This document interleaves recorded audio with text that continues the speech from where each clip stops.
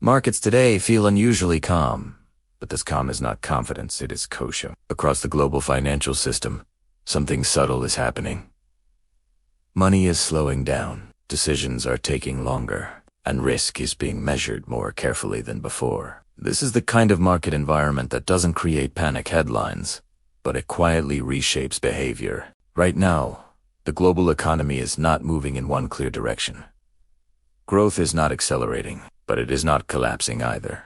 This in-between state is uncomfortable because it forces markets to operate without certainty. In the United States, inflation has cooled compared to its peak, but it remains high enough to keep policymakers cautious. Interest rates are restrictive, and the message from central banks is consistent. They want proof before they act. Markets once believed that rate cuts would arrive quickly. Now that belief has weakened, and when expectations change, positioning changes with them. Stocks reflect this uncertainty. Instead of broad rallies, we see rotation. Money moves quietly from one sector to another. Growth, pauses, defensive names attract attention. Cash becomes attractive again. This tells us something important. Investors are no longer chasing upside. They are protecting downside. The bond market reinforces this signal. Yields are stable, not collapsing. This suggests that investors expect slower growth, but not immediate crises. Bond traders are preparing for a world where returns are smaller and mistakes cost more. This type of behavior often appears before economic momentum weakens further. Gold continues to behave like insurance.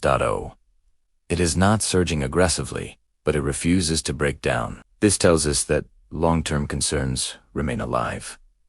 Debt levels are high. Geopolitical risk has not disappeared, and confidence in long-term stability is fragile. Silver remains more sensitive. Its industrial role ties it to economic activity, while its monetary role ties it to uncertainty. That tension keeps silver compressed. History shows that silver rarely stays compressed forever. Crypto markets are also reflecting restraint.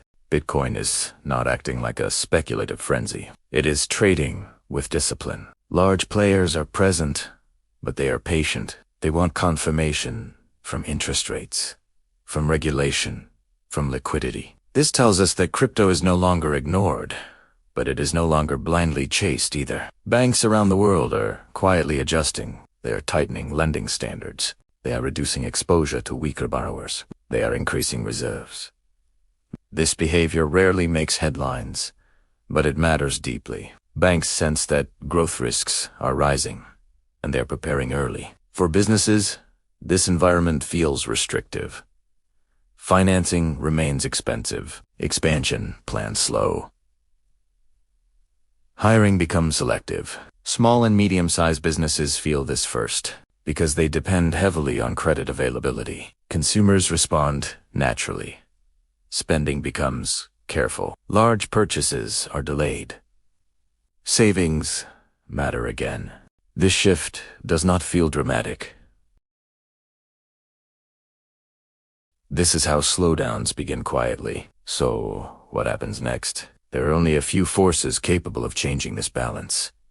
One is policy clarity. If central banks clearly signal easing, markets will respond quickly. Another is economic data. If growth weakens faster than expected, risk assets will reach. And then there is the unknown, an unexpected event.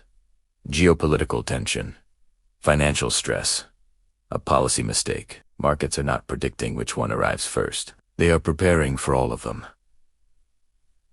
That preparation explains today's silence. This is not a market driven by greed. It is a market shaped by memory.